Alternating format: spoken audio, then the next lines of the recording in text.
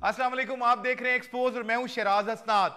नाज़रीन, आज के प्रोग्राम में हम एक्सपोज करेंगे पाकिस्तान इंटरनेशनल एयरलाइंस के वो फैक्ट्स एंड फिगर्स जो कौमी असम्बली की पब्लिक अकाउंट्स कमेटी में प्रेजेंट किए गए, और इसके साथ साथ हम आपको बताएंगे कि सिविल एविएशन में ऑडिटर्स ने किन किन चीजों की निशानदेही की है, मुल्तान एयरपोर्ट पे किस तरह इजाफी लागत से कौन कौन से पैसेंजर ब्रिजेस बनाए गए हैं, और सिंध गवर्नमेंट ने सिविल एविएशन की किस लैंड पे कब्जा कर रखा है, ये हम एक्सपोज करेंगे।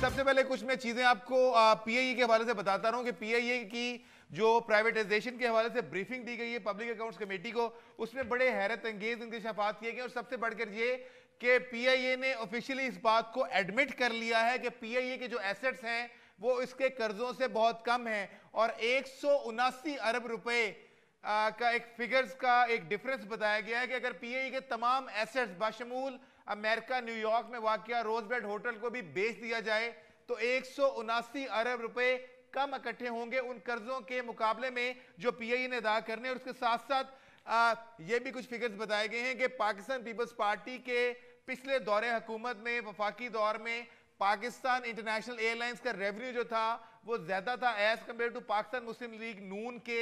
इन 3 सालों में रेवेन्यू बहुत कम हो गया, ये भी जानेंगे मुस्लिम लीग नून से। बहरहाल जो कौमी असम्बली की कायमा कमेटी थी उसने अदम इत्मीनान का इजहार किया इस ब्रीफिंग पे। ऑडिटर जनरल को ये कहा गया है कि वो जनाब दोबारा से एसेट्स एवेल्युएशन करें, दोबारा से रिपोर्ट दें।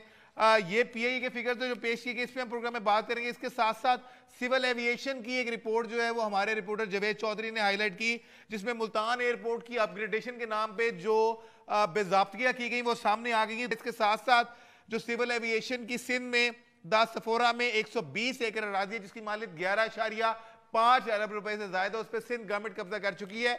ऑडिटर्स की रिपोर्ट में वाज़ेह तौर पे बताया गया और 2014 में भी इसकी निशानदेही की गई थी, मगर सिंध गवर्नमेंट अभी तक इसको वापस नहीं करी, बल्कि उल्टा इस लैंड को सिंध पुलिस को एलोकेट कर दिया गया है, जिसने यहाँ पे तामीरात भी गैर कानूनी तामीरात शुरू कर दी। इस हवाले से हमें कराची स्टूडियो से ज्वाइन करेंगे हमारे सीनियर रिपोर्टर जवेद चौधरी। जवेद, सबसे पहले मैं जो मुल्तान एयरपोर्ट के हवाले से बात करना चाहूंगा, जो ऑडिटर्स की रिपोर्ट है उसके बाद अब क्या कार्रवाई की जा रही है? जी बिल्कुल हसनाद शराज, ये ऑडिटर्स की जानिब से पॉइंट आउट जो किया गया है कि मुल्तान एयरपोर्ट पर एक्स्ट्रा ब्रिजेस जो बनाए गए हैं 38 करोड़ रुपए से ज़ायद मालियत के, उस ब्रिजेस को उन्होंने बिल्कुल गैर ज़रूरी करार देते हुए कहा है कि जी कि इस हवाले से जो मुतलका हुकाम है उनके खिलाफ ना सिर्फ कार्रवाई की जाए बल्कि आइंदा इस अमर को यकीनी बनाया जाए कि इस तरह की कोई काम ना हो सके। इस हवाले से जब हमारे सिविल एविएशन अथॉरिटी से बात हुई तो उनका ये कहना है कि जी इससे इन पैराज को बिल्कुल एड्रेस किया जा रहा है और इस हवाले से तयन किया जा रहा है कि किन अफराद की जो कोताही है उसके खिलाफ कार्रवाई की जाएगी। ताहम सिविल एविएशन अथॉरिटी जो है सिर्फ एक मामले पर तो हमें ये कहने मिली कि वो उनके मुतलका जिम्मेदारों के खिलाफ कार्रवाई की जाएगी। ताहम इस ऑडिट रिपोर्ट जो है उसमें तकरीबन 75 से ज़ायद जो है पैराज हैं जिसमें अरबों रुपए मालियत की जो है वो खिलाफ वर्जियाँ की गई हैं कवानीन की। उस हवाले से सिविल एविएशन अथॉरिटी के हुकाम हमें ना सिर्फ जो है किसी कायल करने में नाकाम रहे बल्कि उनकी जानिब से इस ज़िम्मन में किसी किस्म का कोई दस्तावेजी सबूत हमें नहीं दिखाया गया कि मुतलका जिम्मेदारों के खिलाफ ताहाल कोई कार्रवाई की गई है या नहीं की गई।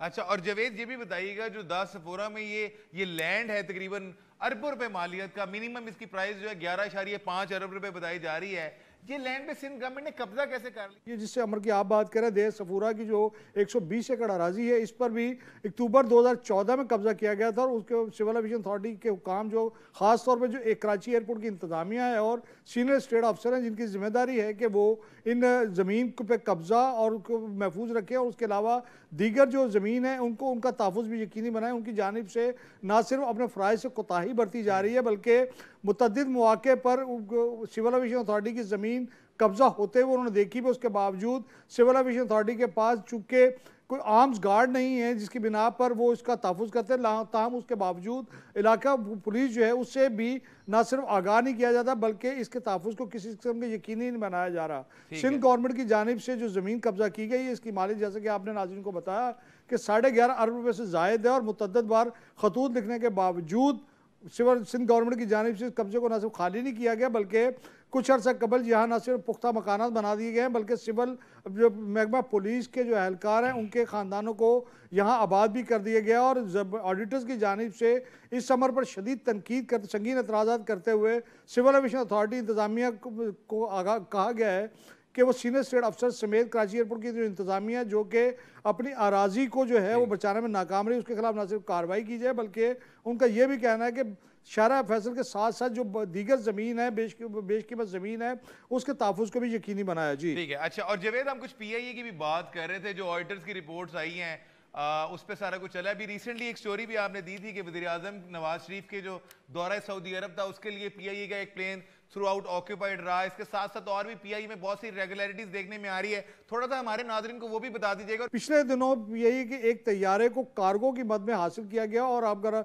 आपको याद हो तो आला नस्ल की जो बैल और भैंसें हैं वो अमीर कतर को जो है तोहफे में भिजवा दी, को सारा खर्चा पीआईए ने उठाया। पीआईए हुकाम से जब भी बात होती है इस हवाले से तो पीआईए हुकाम बड़ी सादगी से ये कह देते हैं कि इसके पैसे बाद में एडजस्ट कर लिए जाएंगे। और आज तक कभी भी हमें पीआईए इंतजामिया ने बुला के ये नहीं बताया, ये नहीं दिखाया कोई दस्तावेजी सबूत।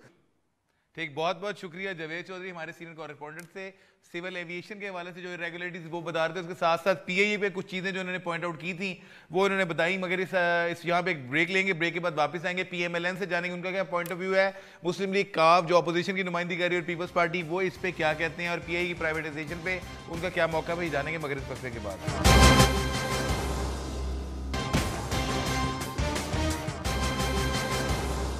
Welcome back after the break. नाज़रीन, ब्रेक पे जाने से पहले सिविल एविएशन की ऑडिट रिपोर्ट और पीआईए के हवाले से हम आपको बता रहे थे और ये तमाम रिपोर्ट्स हमारे पास मौजूद हैं जो आपको स्क्रीन पे भी दिखाई दे रही हैं। इस हवाले से हमें इस्लामाबाद स्टूडियो में ज्वाइन किया है एमएनए मुस्लिम लीग नून के शेख रोहेल असगर, बहुत शुक्रिया शेख साहब। और फोन लाइन पर लेटर हमें ज्वाइन करेंगे सेनेटर कामिल अली आगा जो मुस्लिम लीग काफ से जिनका ताल्लुक है। शेख साहब, मैं आपसे बात का आगाज़ करूँगा क्योंकि पब्लिक अकाउंट्स कमेटी के आप मेंबर भी हैं और पीआईए के हवाले से जो सारे फैक्ट्स शेयर किए गए हैं, क्या गवर्नमेंट का अभी यही पॉइंट ऑफ व्यू है कि इसकी प्राइवेटाइजेशन कर दी जाए? पीएससी में एक मतलब मैं उसमें समझता हूँ कि उसमें बहुत कम सियासत होती है। मुख्तलिफ सियासी जमातों के लोग बैठे होते हैं, अरकान हैं वहाँ पे, उसके मेंबर्स हैं जो, लेकिन एक फैमिली की तौर पे और एक बेहतरी लाने के लिए वहाँ पे डिस्कशन होती है, बड़ी सैर-खासल डिस्कशन होती है। कैट अबाउट कि ये पीपल्स पार्टी के दौर में हुआ, परवेज़ मुशर्रफ के दौर में हुआ या इस 3 साल दौर में हुआ, बेहतरी लाने के लिए कोशिश की जाती है और अपनी अपनी इनपुट वहाँ पे दी जाती है। इत्तेफाक से मैं भी उसका रुकन हूँ। अब बदकिस्मती कहाँ शुरू होती है? बदकिस्मती ये शुरू होती है जहाँ पे सियासतदान एक दूसरे के दस्तों गिरबान होते हैं और इसका फ़ायदा कौन उठाता है? आपके वो एलिमेंट जो ये सब कुछ कर रहे होते हैं। ठीक है।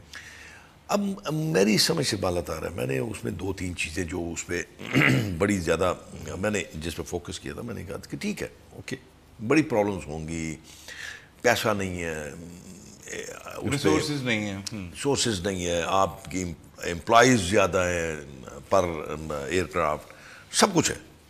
एक ऐसी चीज़ है जिस पे कुछ खर्च नहीं आता, कुछ उस पर आपको इन्वेस्ट नहीं करना पड़ता, वो है आपका अखलाक।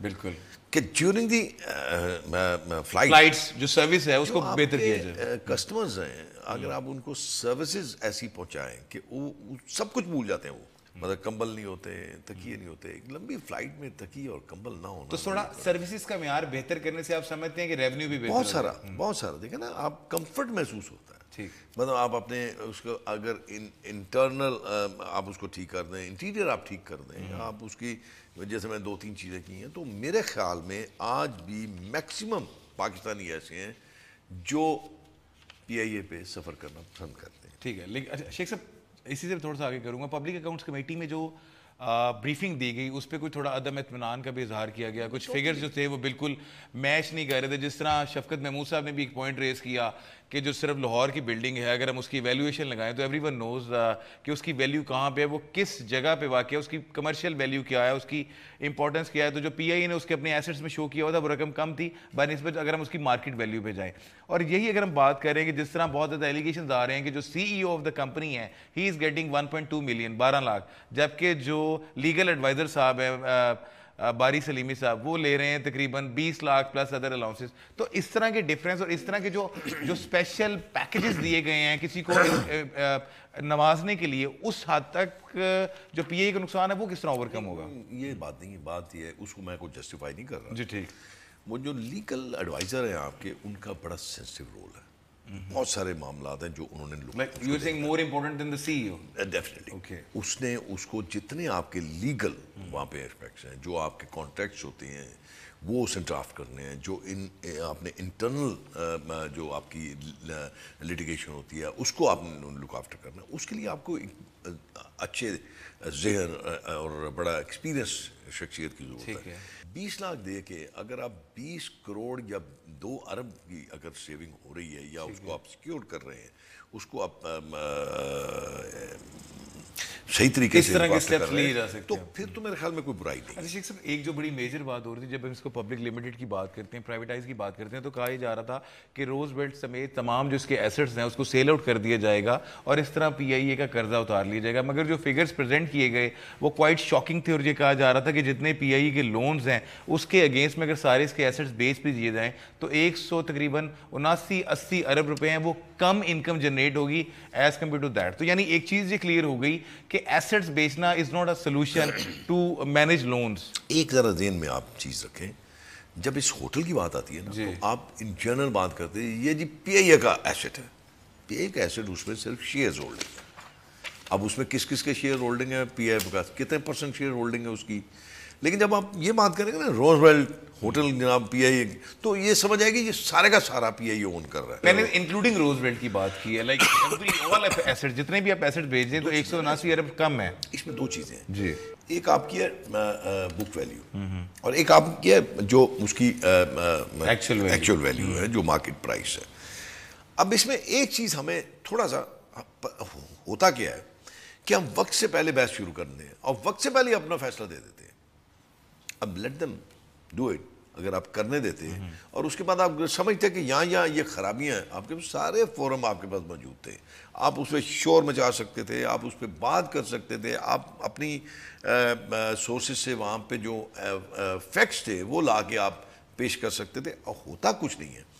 अच्छा शेख साहब, हमें ज्वाइन किया है सेनेटर कामिल अली आगा ने और मुस्लिम लीग काफ से इनका ताल्लुक है, जो committee on performance of PIA उसके मेंबर है। बहुत शुक्रिया आगा साहब। मैं यही बात आपसे भी पूछना चाहूँगा कि जो पीआईए के चीफ फाइनेंशियल ऑफिसर ने फिगर्स दिए हैं आप लोगों को ब्रीफिंग के दौरान, उसमें ये बताया गया है कि पीआईए के तमाम एसेट्स बेचने के बाद भी 179 अरब रुपए कम होंगे जो लोन्स इसके ऊपर हैं। और आप समझते हैं कि जो तरीका खासतौर पर प्राइवेटाइजेशन का अडॉप्ट किया जा रहा है वो बिल्कुल ठीक है? आप लोग उसको, अब इस सारी ब्रीफिंग्स के बाद क्या आप लोग उसको सपोर्ट करते हैं?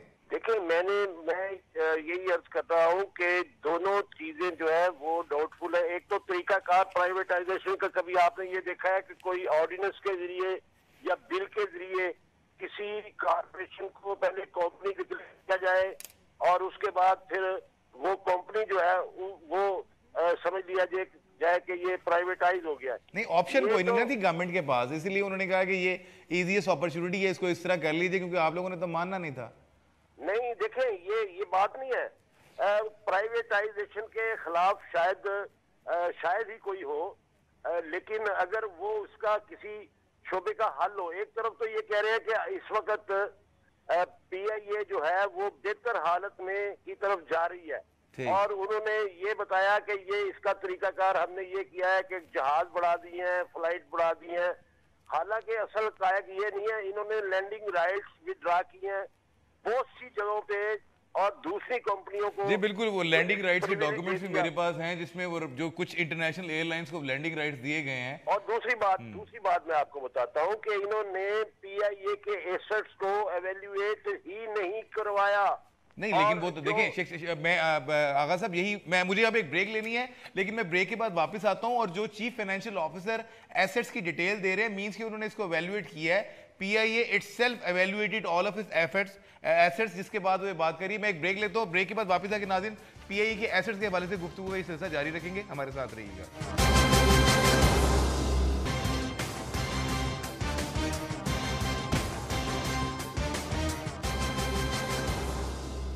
Welcome back after the break. नाज़रीन, ब्रेक पे जाने से पहले पीआईए के एसेट्स की हम बात कर रहे थे। मैं कामिल अली आगा साहब से दोबारा गुफ्तगू का आगाज करता हूं। आगा साहब जी, आप बात कर रहे थे कि एवेल्युएशन ऑफ एसेट्स सही नहीं की गई, जबकि पीआईए तो क्लेम कर रहा है कि उसने अपने तमाम एसेट्स की एवेल्युएशन कर ली है। मैं इसमें ये कहता हूँ मेरे भाई कि अगर 1970 में किसी चीज को एवेल्युएट किया गया था और उसी बुनियाद पे आज वो अपने एसेट डिक्लेयर करें तो ये करप्शन नहीं है तो और क्या है। ये तो ऐसे लगता है कि ये बेच नहीं रहे पीआईए को, ये खरीद रहे हैं। कौन खरीद रहा है? इन्होंने ऑलरेडी कोई फैसला कर लिया हुआ है। नहीं शेख अपना आगा साहब, कौन खरीद रहा है? ये मुख्तलिफ किस्म की अफवाहें हैं और वो गर्दिश कर रही हैं। हकायक आपके सामने आ जाएंगे, क्योंकि देखे ना, ये प्राइवेटाइजेशन का तरीका नहीं है।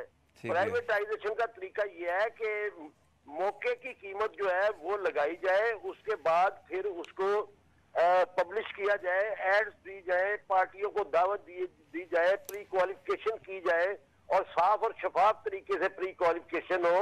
उसके बाद लोगों को मौका दिया जाए, पूरी दुनिया को मौका दिया जाए कि वो उन एसेट्स के अगेंस्ट अपनी ऑफर जो है वो लगाएं।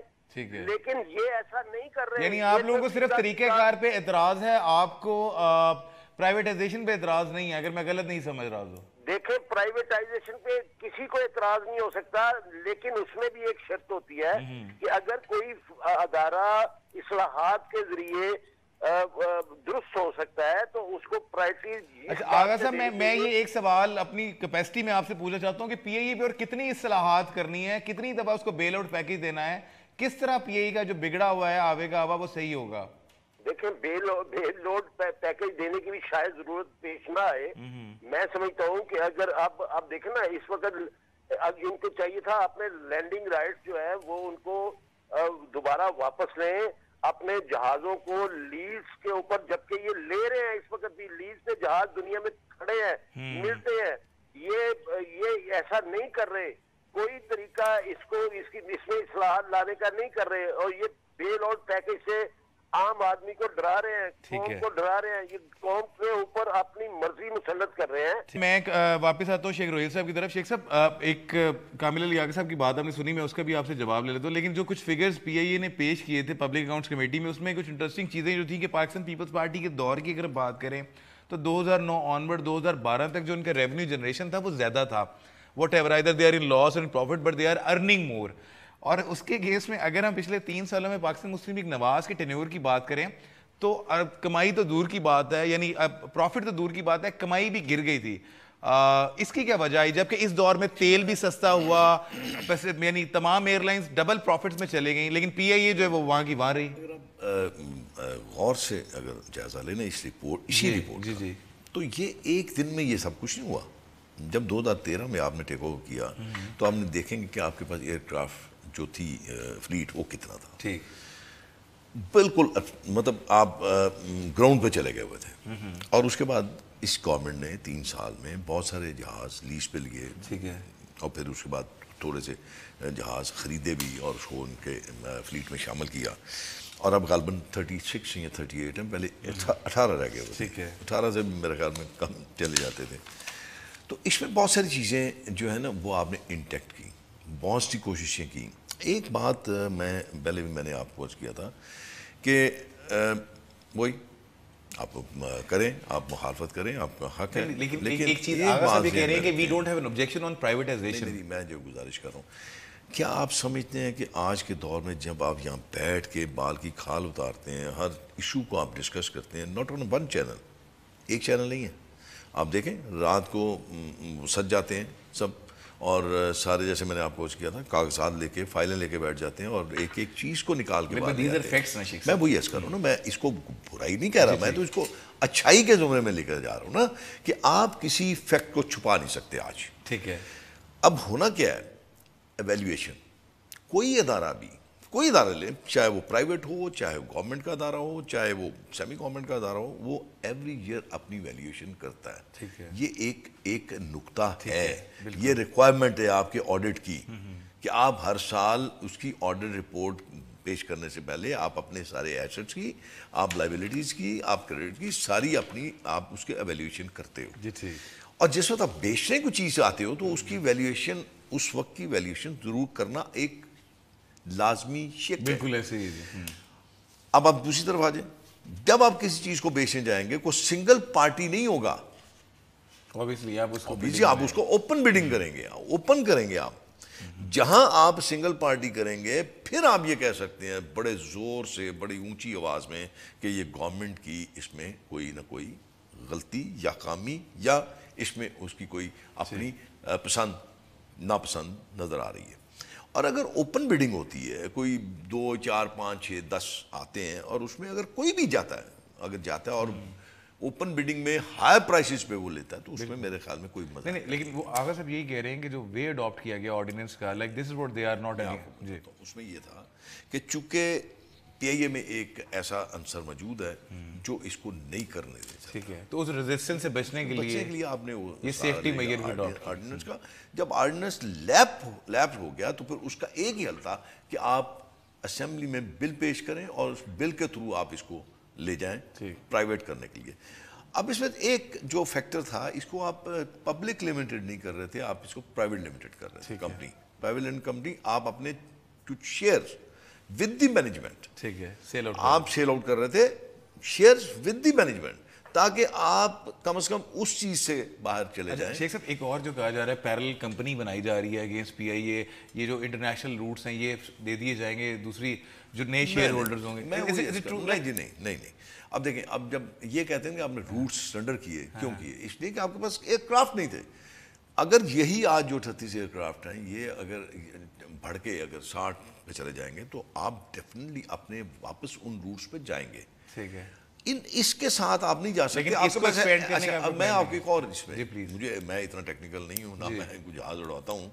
इसमें आपके पास कई ऐसे जहाज मौजूद नहीं थे जो आपके कुछ ऐसे रूट्स हैं जो रिक्वायरमेंट है कि आपने इसी जहाज को उस रूट पे लेके जाना है। आपके तो वो जहाज ही खत्म हो गए थे। बड़ा एक सिंपल सा क्वेश्चन है, like you guys are already taking leasing on the plane, तो कर रहे हैं ना, मैं तो वही अर्ज कर रहा हूँ कि साथ साथ ये सिलसिला भी जारी है। देखिए ना, 18 से 36 अगर हुए हैं तो आपने वो तो जिस वक्त आपके पास वो टेक्निकल प्लेन्स आ जाएंगे तो फिर जो रूट्स दिए गए हैं वो वापस आएंगे। ठीक, ब्रेक के बाद वापस है। तो नाज़रीन, और गुफ्तगू का सिलसिला यहीं से जारी करूंगा।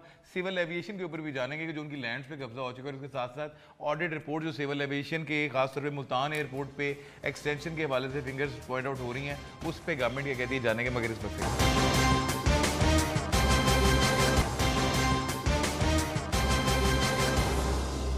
Welcome back after the break. नाज़रीन, ब्रेक पे जाने से पहले पीआई के हवाले से बात कर रहे थे। शेख रोहिल असगर साहब हमारे साथ मौजूद हैं। शेख साहब, कुछ सीधा चीज़ें जो मैं सिर्फ शेयर करना चाह रहा हूँ। अभी आपने सारा सोल्यूशन दे दिया, लाइक ऑब्वियसली मुलाजमीन फारी नहीं होंगे, हालांकि 399 मुलाजिम पर एयरक्राफ्ट है, जो रेशियो है, this is what the highest I guess in the world, if I am not wrong. नहीं, बिल्कुल, वो बिल्कुल अपनी जगह बिल्कुल मुनासिब आप फरमा रहे हैं, बिल्कुल बजा फरमा रहे हैं। लेकिन अगर आप इसमें एयरक्राफ्ट और ज़्यादा इंडक्ट कर देते हैं, ज़्यादा हो जाते हैं, तो फिर वो रेशियो, मुलाजमीन की रेशियो डाउन हो जाएगी। This and you guys have a plan to do that. Obviously जब आप उसमें इंक्लूड करेंगे और एयरक्राफ्ट, तो फिर उसका वो कम होता चला जाएगा ना जी। एक और चीज़ मैं यहाँ पे अर्ज कर दूँ, अब मेरे पीछे तो पड़ेंगे वैसे, लेकिन अगर आप इसको पॉलिटिकल इन्फ्लुएंस अगर आप इस सिचुएशन से ख़त्म कर देना तो मेरे ख्याल में बहुत ज़्यादा ठीक है। अच्छा शेख साहब, मुझे यहाँ पे ज्वाइन किया खैरुन साहब मुगल साहिबा ने, MP हैं, ये पाकिस्तान पीपल्स पार्टी से इनका ताल्लुक है। बहुत शुक्रिया खैरुन साहिबा। मुझे बहुत ब्रीफली ये बता दीजिएगा कि पाकिस्तान पीपल्स पार्टी का स्टांस प्राइवेटाइजेशन पे तो सबको पता है क्या है, like you guys are not supporting, मगर क्या वजह है कि जो स्टेप्स गवर्नमेंट अडॉप्ट कर रही है इसकी बेटरमेंट के लिए, उसमें भी आप लोग सपोर्ट नहीं कर रहे? बिस्मिल्लाहिर्रहमानिर्रहीम। देखिए जी, सबसे पहले तो उनका आप मियां नवाज शरीफ का जो है एटीट्यूड है प्राइवेटाइजेशन के लिए, तो आप सबको पता है। हम सब जानते हैं कि जब भी ये दौरे इक़्तिदार में आते हैं तो प्राइवेटाइजेशन का जुनून सवार हो जाता है और ये नारा लगाते हैं प्राइवेटाइजेशन का। दरअसल उनको पाकिस्तान से, उनकी बेटरमेंट से कोई गर्ज नहीं है। दरअसल उनको जो अपना सरमाएदार तबका, जो उनका जो हल्का इबाद है, उनको जो है वो पावर में लाना होता है। अब देख लें कि ये जो अब जो नारा इन्होंने लगाया है, तो ये कब से हम लोग भी देख रहे हैं कि इनकी जो नजर है पीआई के एसेट्स है, खास तौर पर अमेरिका में जो है ये रोजवेल्ट होटल है, पेरिस का होटल है, तो दर हकीकत इनकी नजर कब से उस नहीं, लेकिन पीएमएलएन तो ये क्लियर कर रही है, मेरे से शेख रोहिल असगर साहब भी हैं कि जी एवरीथिंग इज क्लियर, हम इसको ओपन बिडिंग में लाएंगे, सारी दुनिया देखेगी, जब इसकी प्राइवेटाइजेशन होगी पूरे रूल्स प्रोसीजर्स को फॉलो किया जाएगा। नहीं नहीं जी, ये सारा ड्रामा है, वो जो होंगे बिडिंग में भी वो सारा उनका वही हल्का। आपको याद होगा कि पाकिस्तान पीपल्स पार्टी के दौर में जब पीआईए बुरहान में था, उस वक्त मियां नवाज शरीफ ने ये नारा लगाया था कि रोजवेल बेच दें, रोजवेल बेच दें। तो वो दरहकीकत अपने लिए वो राह हमारे के हम फ्यूचर में ये करने जा रहे हैं। तो आज भी आप देख लें कि ये सारा ड्रामा है। आइन के बाद जो सत्ता होती है वो किसी भी पार्टी के मंशूर की होती है।